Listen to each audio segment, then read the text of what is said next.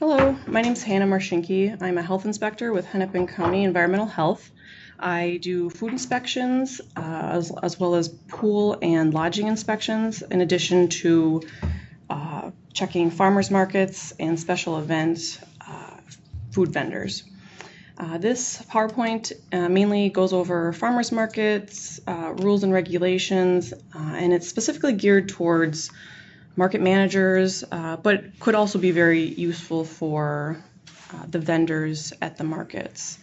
The agenda that shows what is in the presentation will go over stand checks, so what the inspectors look at the different stands that are at a farmer's market. We'll talk about licensing. There's the Hennepin County license, the Minnesota Department of Health, that's MDH, and the Minnesota Department of Agriculture, which is MDA. And I also touch on exemptions and exclusions to licensing at farmers markets. Cottage foods, so that's one of the exemptions to food licensing. We'll talk about sampling at farmers markets and what's required, what we'll look for when we are out there inspecting, and then also the important goal of preventing foodborne illness. So first off, inspections occur throughout the summer, could be multiple times. We try to visit in the beginning of the year, and we'll be visiting all vendors, even those that don't have licenses. If we see something that we need to check the label on, or just ask a question about hand washing, if they're doing some sampling, we'll walk around. So our main goal in doing these inspections and stand checks, as we call them, is to prevent foodborne illness. That's why we look at hand washing and proper food protection and refrigeration and things like that. And we'll talk about that later again in the presentation. So for food trucks, food stands, booths, shelters, whatever you want to call that, we're checking for compliance. So making sure if they do need a license, that they are licensed, the license current, it's on site, those kind of things. And then even if a vendor is exempt or excluded from licensing, we can still check those out. Like I said, for sampling purposes, there's still requirements that need to be followed if you are sampling or doing other things, such as labeling products that will be exempt. And again, that will be discussed further on. We also like to make a point of stating that we are there as regulators, but also educators. We want to work with the vendors and anyone who's involved in the market to make sure that the food that is being served is safe, no one gets sick. That's the main goal of all of this. So just wanted to point that out in the very beginning.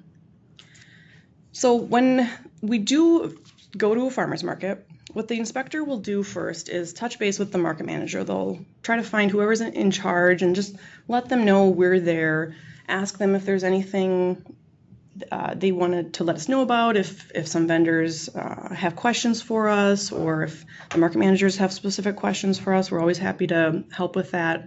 So we'll talk to them first and then go around to all the different stands, like I mentioned. So we'll check for vendor compliance, look at licenses, if they have a registration. Cottage food is the only time that we'd actually look at a registration. That's what those are called, because they're not technically licenses. So someone could have a state license, or they could have a county license if they're in Hennepin County in our jurisdiction. And cottage food registration is something that's becoming more and more common, so we do go and visit those vendors as well. So we'll do a full-length inspection if a stand were to have our license from Hennepin County. So if you pull a short-term food license with the county, we will do a full inspection. Now, I won't necessarily do a full inspection if there's a state licensed stand. I will check that they're actually licensed, and then just do maybe a quick peek to make sure everything looks good. We certainly can do a full inspection if it's deemed necessary, if it looks like there's some issues that we need to figure out, but we kind of, it's a case-by-case basis, and it could be a possibility. So our goal when we do inspections is to correct any issues on site if possible. Sometimes it's really easy to do, sometimes it would take quite a while to do. So if there are things that can be fixed right then and there, that's our goal, and we will work with the vendor and the market managers to try to get that straightened out. And then also leaving documentation on site. So a licensed vendor from that has a Hennepin County license, we would leave them an inspection report with notes, violations, any corrective actions needed, and then whatever else we discussed during that inspection. With cottage food vendors, we usually leave a little one-page stand check informational page just showing that we stopped and spoke with them, and then noting any issues that came up or any notes or suggestions that we have for that vendor. At the end of our visit, we again try to check in with the market managers to let them know that we're done, talk to them about any issues that came up, anything that they should be aware of because they are running the market. It's always good to talk with them. So that's kind of a brief overview of what a visit from an inspector would look like at a farmer's market. So now we're going to go into licensing. We'll start with Hennepin County's licensing requirements. First off, you'll see the web page that brings you to our main food area where you can find the short-term food event licensing applications. There's two different kinds. There's a regular application and then a low-risk application. So the low risk would be for people that are doing prepackaged foods or very minimal prep. On the application, it goes over all the different types of food that might be covered under that low risk category. But things like hamburgers, hot dogs, meats of any kind, sandwiches, that would all be the regular short-term application. The difference is the fee is a little different, and then obviously we'd want to talk more about food handling and some things like that with someone who is doing more complex food prep and service like meats and such.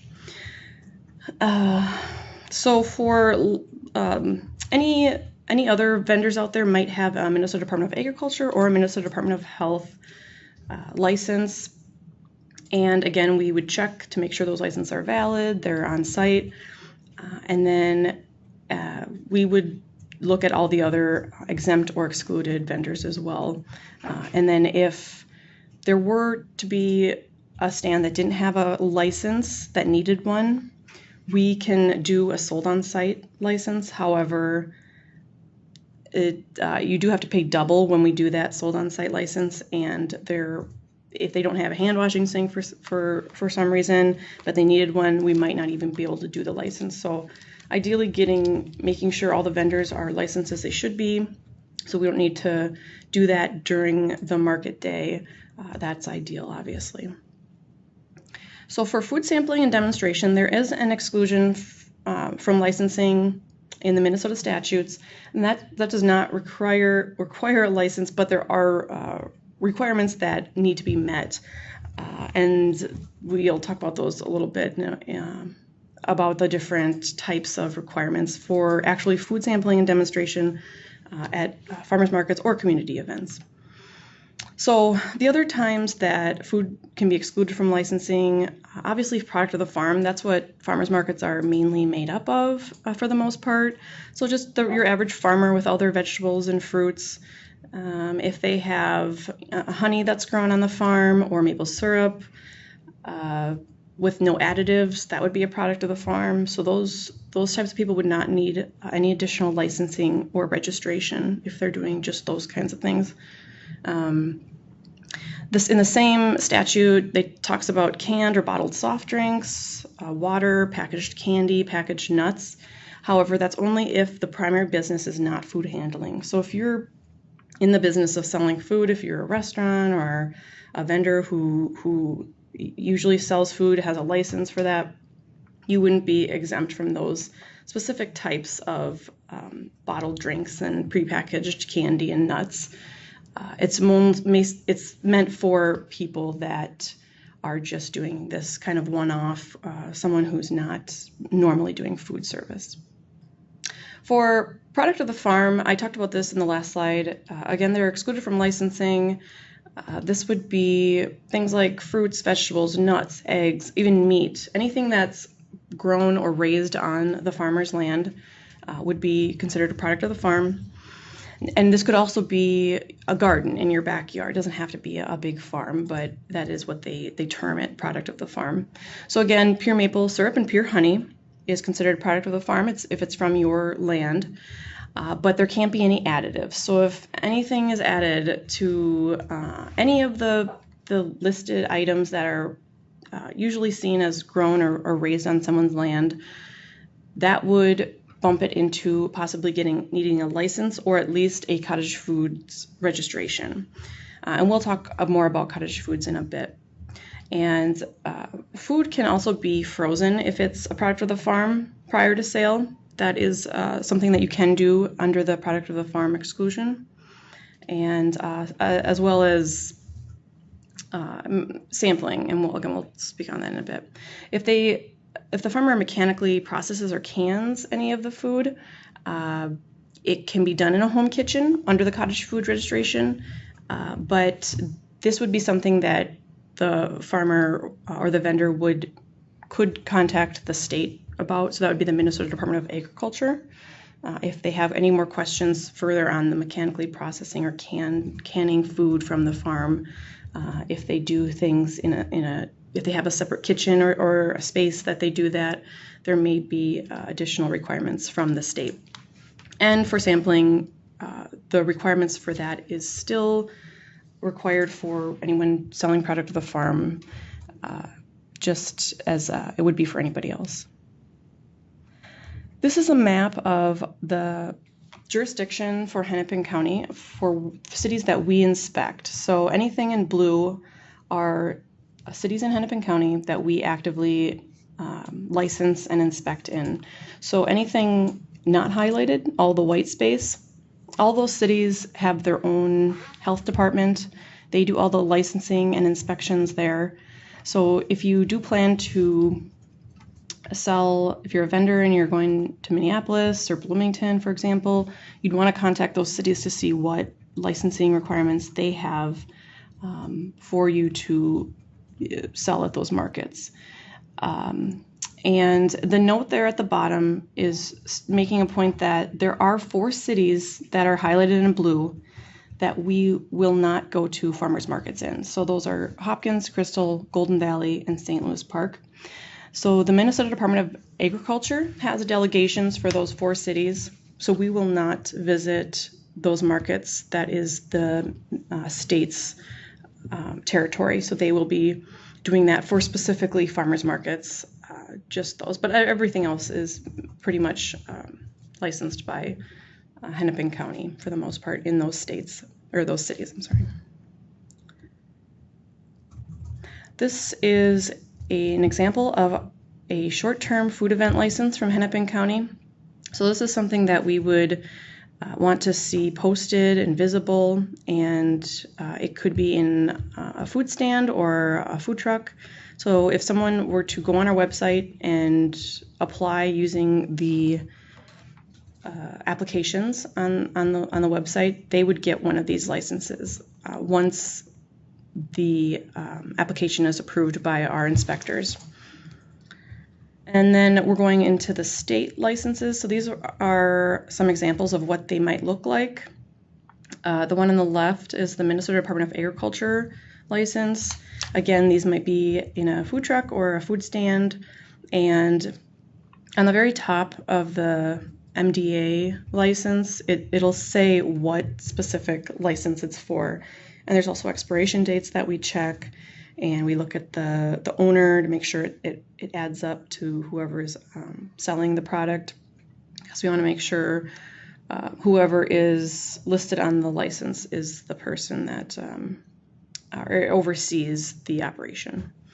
And then the Minnesota Department of Health license on the right, again, it has pretty much the same thing. The person that applied for the license, the expiration date, and what what kind of license they're given.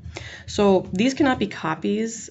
They must be original, and they must be posted on site. On each license from either MDA, MDH, or Hennepin County, it says to post it. It says something like post in a conspicuous location, so that we want it to be able to be visible to the public, and for inspectors, of course, and obviously original. We can't have copies made and people selling under the same license at multiple events at the same time. So there's been some confusion at farmers markets with wholesale versus retail licensing, and this is specifically from the Minnesota Department of Agriculture.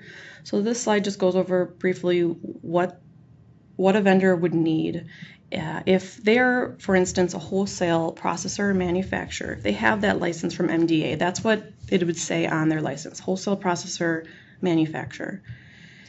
They can't then use that license and sell their product at a farmer's market under that license. That wholesale processor manufacturer license is only good for the facility that was licensed by MDA. It's not transferable to a farmer's market or another location. So what they would need to do is get another license, a temporary short-term license from the Minnesota Department of Agriculture. Most of the time, this is called a retail mobile food handler's license. There are a few different kinds, but that's a really common one we see. So they would need to get that, and then they would be able to sell their product that they made in the facility that they're licensed at a farmer's market or community event. Those are then considered retail and not wholesale to grocery stores or whatnot. And again, I talked about this. You're excluded from licensing only if you sell canned or bottled soft drinks, water, packaged candy, packaged nuts. Again, if the primary business is not food handling. So like an example would be at a race, a 5K or something, they're handing out bottles of water at the end. It's just the volunteers, they're not a food vendor or someone from a restaurant that came to do their food and selling and is handing out bottled drinks or whatnot. So and that can be found in Minnesota statutes, that requirement. So now we'll go over cottage food registration. This new law took effect in July of 2015. So it states that any individual, specifically individual, selling cottage foods needs to be registered through the Minnesota Department of Agriculture on an annual basis. So in order to register, you have to fill out an application and go through some kind of training that's approved by the Minnesota Department of Agriculture. So there's two categories of a registered cottage food producer. If you sell anything less than $5,000 a year total for your food sales, you can do the registered or the training online that MDA provides on their website, and that's good for 3 years. So it's just kind of a PowerPoint type training at the moment, and there's a question and answer at the end that you can look through, and it just teaches you a bit about proper food safety and what can and can't be a cottage food, and it can be done very quickly online. Now, if you're in the category of someone who sells $5,001 to $18,000 a year in food sales for your cottage foods specifically, you need to do an in-person training, and that's also good for 3 years. Along with the in-person training that you have to do, you have to pay a $50 registration fee to the Minnesota Department of Agriculture every year when you reapply for the cottage foods.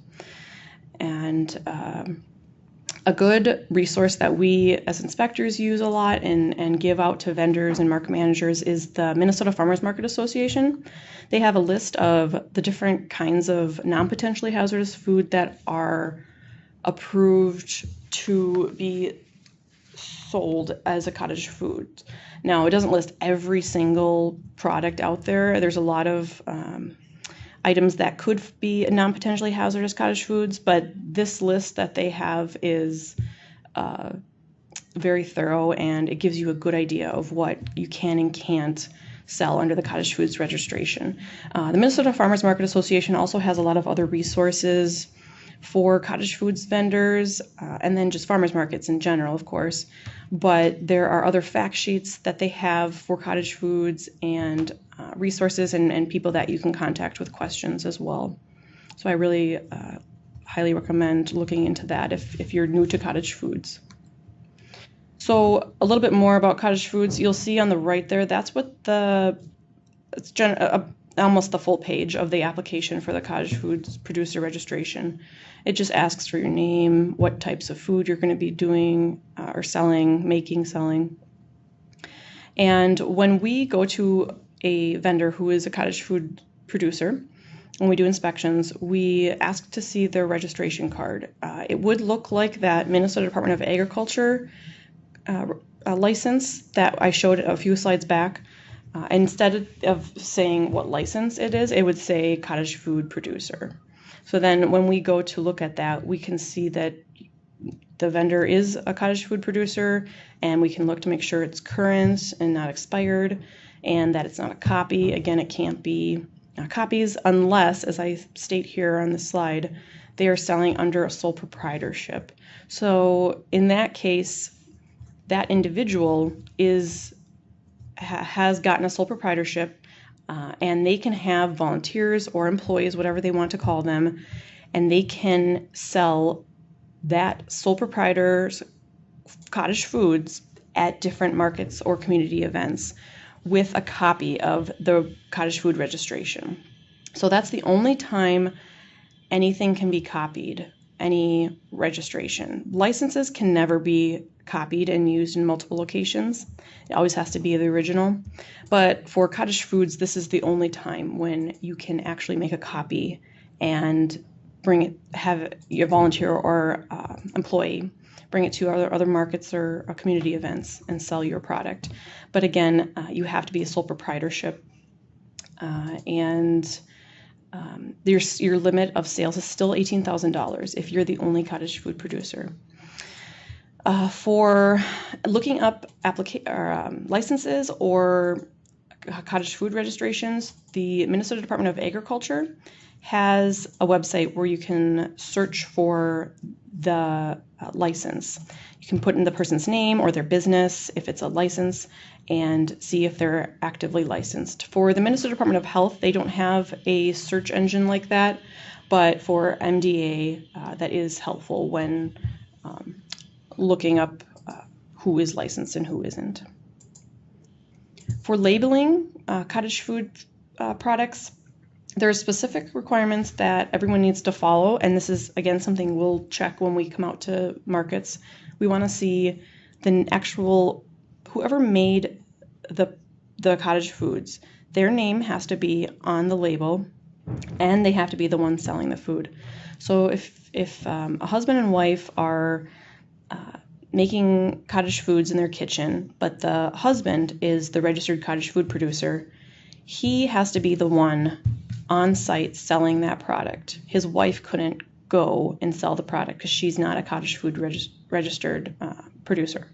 Now, if both of them had their cottage food producer registration and they both made the food, they could both sell either one of them. You know, if the wife wants to go one day and the husband the next week, whatnot, that would be fine. But they have to both have the cottage food registration. So we also need the complete address of the registered person or persons, like I was saying, whoever prepared and packaged the food. So it has to be thorough. You can see the example there. And also ingredients need to be listed and possible allergens, as well as the date of when the food was actually prepared. For the placard, this needs to be on site. That one that was shown there wasn't exactly what we want to see. The green and the purple, that's exactly what needs to be printed on a sheet of paper. We always carry these around usually, so this is an easy thing to correct if a vendor didn't have this and they were a cottage food producer. This just points out that the items that they're selling aren't inspected and they were made in their home. So that specific quote needs to be somewhere visible to the customers when they're coming up. It can't just be like the one under the X said not inspected. It needs to be more specific. And the Minnesota Department of Agriculture provides those signs. So you can print those off, make your own, but make sure they say those specific quotes. For sampling and demonstration, this is, again, an exclusion from licensing. There are requirements that go along with this, though. So whatever food is being sampled, it needs to be the main ingredient of whatever product the vendor is selling. So, for instance, if a product of the farm vendor was selling tomatoes grown on their farm, they can sample those tomatoes and they can add some spices on top at the event. Say they're slicing up the tomato at the stand at the farmer's market and giving out samples. They can do that. They can sprinkle, basil or some spices on top to give it some flavor for customers to try out. But again, you can see that the main ingredient of the sample is the tomatoes. So that's the product being sold by the vendor. They can't just sample something that they're not selling. They can't go to the store and buy some cookies that they're not actually selling at their stand. So if that does come up quite a bit, and we have to look at exactly what they're sampling and where it came from. So for demonstrations, so if you're cooking or preparing something and you want to demonstrate how to make a dish, that can be done without a license, but it has to be for promotional or educational purposes. So that kind of goes hand in hand. If you do any demonstration, you can also sample, but the samples need to be 3 ounces or less, and they have to be free of charge. So you can't charge for the sample, of course. As well as, in addition to those requirements, there's also some requirements from the Minnesota Food Code that need to be followed. And they're listed there. The links are in parentheses as well. So there's 2 different sections. And to summarize, it's mainly how a hand washing sink needs to be set up if you are doing, if you're cutting on site, doing that kind of sample. If you're doing any cooking of any kind, you for sure need a hand washing setup. And it talks about you need, paper towels and soap and nail brush. And also food protection, making sure it's protected from contamination from customers, from the environment, off the ground, and then having sanitary utensils, potable water for cooking and whatnot, that kind of thing. So those can be looked at further, but that's kind of the overall requirements that go along with food sampling and demonstration.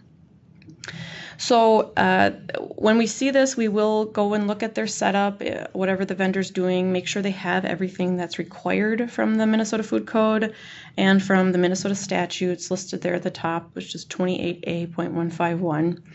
So if there is anything that is a very serious violation of that, we may ask them to cease and desist if they can't correct it on site. And we'll have a discussion with the vendor and try to figure out a course of action in that case. For the Hennepin County Cottage Foods Checklist that I mentioned a little bit earlier, what we are starting to do is fill this out whenever we stop by a cottage food vendor stand. So we'll talk to the vendor, ask them some questions, ask to see their registration certificate, license, registration card right off the bat.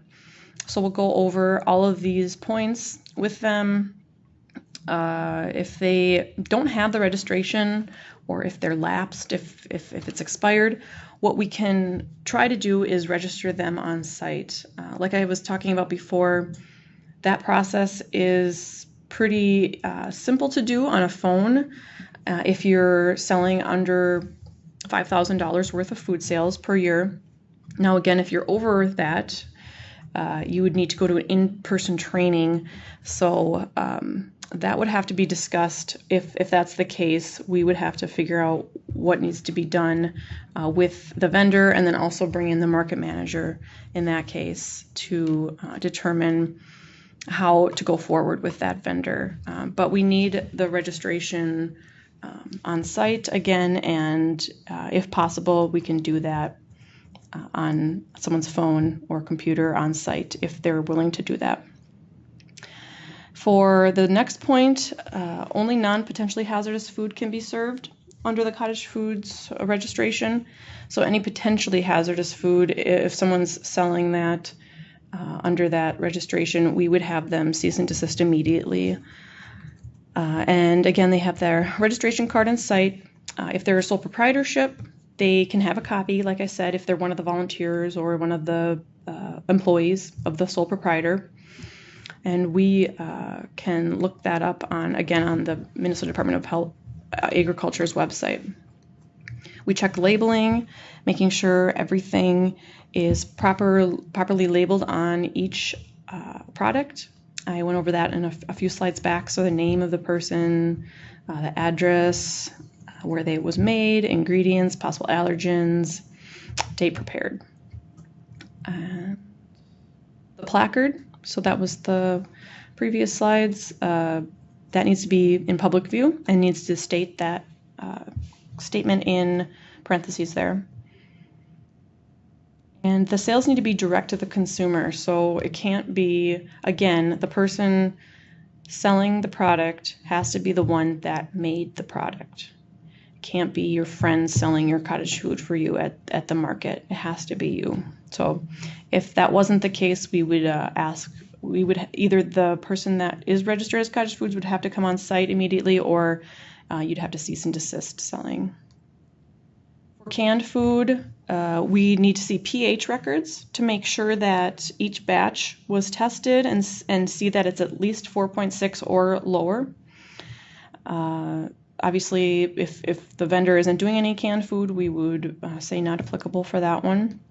And also canned foods that are home processed and home canned need to be done in Minnesota only. There can't be any canned food that's from other states and that crosses state lines. There's more licensing that goes into that. But everything else, such as baked goods, anything not canned, can be made in another state and brought over to Minnesota to sell in Minnesota, but you still need the Minnesota Cottage Foods registration to do that. And then if they are sampling, we look at that, make sure it's okay, look at all the points from the Minnesota Food Code, make sure there's no bare hand contact with ready-to-eat food. Proper hand washing is a big thing we often come across, people not doing correctly, so we want to make sure that people know to wash hands often and not touch food with their bare hands that's ready to eat. So then we talk to the market manager, see if there's anything they need to know about the vendor, anything we talked about. And then if there was anything corrected on site, we can make notes of that. You know, if they were missing the placard or something, we can point out that they did get that sign if that was an issue, for example. So I'll put some notes at the bottom there, and then at the very bottom there's a phone number, which is our main line that vendors or market managers can call with questions. They'll get in touch with our office staff, and they can be forwarded to our on-call person that day. So that number is 612-543-5200. That's also a number people can call if there's questions about licensing or inspections of any kind. And then there's also the link to register for cottage foods right down at the bottom. So as inspectors, what we'll do is we'll fill these out, leave the original with the cottage food vendor, but we usually take a picture before we give it over, just so that we can have it for our records. At this time, we don't have a carbon copy form like this, but that's what we're doing, and this is something that's pretty new for us. So now we'll talk about food trucks. Hennepin County licenses food trucks, and if you do have a license for a food truck that you're working out of, you can only sell product out of the food truck in Hennepin County's jurisdiction. So if you remember that map I showed earlier with all the cities highlighted in blue, any of those cities are in Hennepin County's jurisdiction, and you can sell your product out of your food truck in those cities only. You can't go outside of the county or into a different city with Hennepin County's license. You have to get a separate license for that. So for Minneapolis or Bloomington or Richfield or Edina, things like that, you'd need an additional license from those cities. And then at times you might have two separate licenses if you don't have a state license. There are different agencies that don't accept the state license. So it's good to call and speak with an inspector specifically about your situation and what you're planning to do, because there's a lot of different scenarios. But if they are licensed by Hennepin County, again, the license must be the original and must be posted on site. And we want the entire operation of the food truck to be inside the unit. So you can't set up tables and serve food outside of the food truck. It should all be self-contained in the unit. So we will be checking that when we go to inspect those food trucks. For the Minnesota Department of Health food trucks, some of the food that would be under the Minnesota Department of Health umbrella would be things like scooped ice cream, where you have a bucket of ice cream and you scoop it, and hot and cold meals like burgers, hot dogs, anything that you find at a fair, sandwiches, salads, French fries, and then also soft drinks, beer, that kind of thing. Similar to Hennepin County. The difference, again, is that the Minnesota Department of Health is more widespread throughout the state, but again, you may be needing two separate licenses depending on what jurisdictions you actually sell out of. So again, contacting the state, the county, or the cities that you're selling or planning to sell in is really important ahead of time. For the Minnesota Department of Agriculture, now this is more agricultural food, I guess you could say. So popcorn, caramel corn, caramel apples, bakery items, wrapped ice cream bars. So there's kind of a specific difference on what you would be licensed for or who you would fall under for licensing. So checking with both agencies, either MDA or MDH, so either health or agriculture, it depends on what exactly you're selling. Those are just some examples of what MDA would license.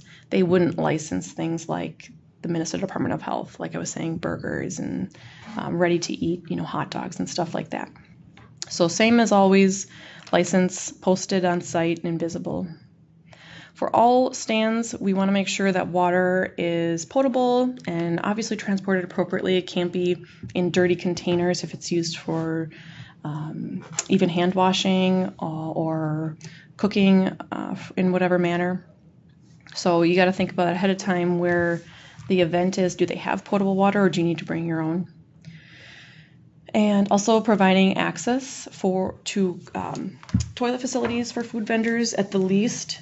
This can be even porta potties if needed, or some kind of plumbed toilet facility if there are businesses or buildings nearby that actually have those, but they need to be available for the vendors at the markets.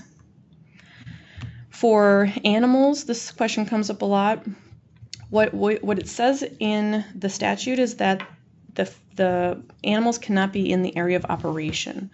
So for the vendor and their stand under their umbrella around where their food and dry goods are stored, that is the area of operation. Wherever their hand washing sink is, anywhere where food or food items are part of the stand, that's where animals are not allowed. And it's really up to the market managers to determine if animals can even come in the market themselves. If market managers want to restrict that completely, even just walking through the market, that is up to them, and they have the right to determine that. For Hennepin County, the area of operation we do say is, where the food is being prepared and stored. So that can be different at every market. And if there's any questions on that, you can call Hennepin County and we can discuss it further about your specific situation. For chemicals, so Table sanitizers, chemicals like that, cleaners, anything like that needs to be stored properly. So away from food, not next to it, above food, anywhere where spray or splash or dripping could occur onto the food, or even utensils, equipment, clean equipment, things like that. Everything needs to be out of the reach of customers. So if you are providing samples, they need to be covered somehow, or handed out by you to each customer, so that people don't come up and stand over the samples and their hair could fall out onto the sample, or they could sneeze or cough. Or and there's also the worry, especially outdoors, of insects or animals, getting in contact with those. So I'm really making sure to have that protection. And then having the actual stand covered somehow. So under an awning, something that completely covers the stand, a tent, a canopy is often seen, something like that, or a food truck. Obviously, you're covered there. And you have to think about where the event is taking place on the ground as well. If it's in the pavement in a parking lot, you're good to go. If it's grass or dirt or gravel, or, where there's dust and dirt can be kicked up, you need to provide some kind of approved flooring, so mats or plywood, something like that gives a little bit of protection underneath where you're standing from that possible contamination on the ground. And again, questions can be directed to our office if there's anything more that people are wondering about that requirement. So if there were to be severe weather, we require 3 sides of the stand, and that needs to be ready and available. If not, the stand needs to be immediately taken down if there is severe weather that is affecting the food safety within the stand. So preventing foodborne illness, this is what I was saying is our main goal. So health and hygiene, making sure people don't work when ill, washing hands often and thoroughly, so 20 seconds, vigorously with soap and warm water, having plenty of water available for hand washing. If you are sampling, or if you have a license where you're doing burgers or whatnot, you will be washing your hands a lot, especially before putting on gloves, after taking off gloves and messing with your hat or touching some raw meat or something contaminated. So hand washing should be done often. And as inspectors, we always look at the hand washing sink. Is it being used? Is it fully stocked? Is it adequate? If you have an all-day event, mostly farmers markets are a few hours, but if you're washing your hands a lot, you may need a backup bucket of water. So keep that in mind, and we will want to see that in hand washing occurring often, because that is a really big way to prevent disease from spreading. So again, not working when you're ill, having food protected, getting food from approved sources. So if you do have a license, you can't store your product at home. It needs to be from a licensed establishment like a grocery store, so pick it up at the grocery store and go directly to the event, or you can store it at a licensed restaurant if you own one, or if you're able to do that somewhere. The only time you'd be able to store and prepare food at home would be if you have the cottage food registration. That's the only time that's allowed. And obviously wearing gloves with ready-to-eat foods, and then limiting bare hand contact as much as possible, even with non-ready-to-eat foods. So using tongs, utensils, anything like that, and changing gloves often, washing hands often. That's the key. So wearing hair restraints, just not eating or drinking in the stand. Those are things that we see a lot happening, so we want to make sure that's pointed out. So here's a nice step-by-step how-to on washing your hands. So these are nice if you go online and look up a hand washing sign to post maybe at your hand washing sink to remind everyone who's in your stand, or even yourself, on how to wash your hands. Again, for 20 seconds, you need warm water, soap, and doing it properly is really important. So to reiterate, working towards a common goal. We want 0 illnesses. We don't want anyone getting sick from the food, and we know that vendors and market managers don't want that either, of course. We want a successful event. We want it to run smoothly, and with proper preparation from everybody, that can most of the time be achieved. So we're always really open for questions and suggestions, and really willing to help, especially ahead of time is ideal to get things as they should be, so there's no issue when the inspectors come out on site. And if there's any questions, we can always be asked. We remind vendors. We'd like the market managers to remind vendors that inspectors do visit during the market season. We could come anytime. We don't make scheduled visits. We just show up. So it could be once, twice, could be multiple times. It just kind of depends on how the vendors look, and if there are issues, we maybe need to come back. And again, we try to educate while we're regulating. We want everyone to have an enjoyable time at the market, and the vendors to be prosperous, and the market managers to have a good market. So that's what we would like as well. For resources, these are some common areas that I and my fellow colleagues look at a lot. So the Minnesota Department of Agriculture has great resources for farmers markets. That's where you can look up the license. All these links are clickable. It'll bring you right to that website, or you can just search that in the search bar on your computer. So there's cottage food information from the Minnesota Department of Agriculture. That's where you'll actually go to register for your cottage food producer registration from the Minnesota Department of Agriculture. Food safety information. The U of M Extension program has a lot of great cottage food producer information. They have the food safety training opportunities, so they have great videos, and I think they also offer in-person training. So that's another really great resource. The Minnesota Farmers Market Association, which I mentioned, wonderful resources for farmers market vendors and managers. Minnesota Grown, of course, Minnesota Farmers Market Coalition, and our Hennepin County Environmental Health website. That's more geared towards Hennepin County licenses, where we have information about that and the applications. But you can also find our contact information and our physical address as well on our website. So here's my contact information. I'm again Hannah Marshinke, Health Inspector with Hennepin County Health Department. There's my phone number and email, and also our website again. And I also listed our main office phone number for if there's general questions, if there's licensing questions, to talk to the inspector on call, or just if you know you met with an inspector but you need to get in contact with them, you can do that through this number if you don't have their direct number. So thank you for watching, and I hope everyone has a great season.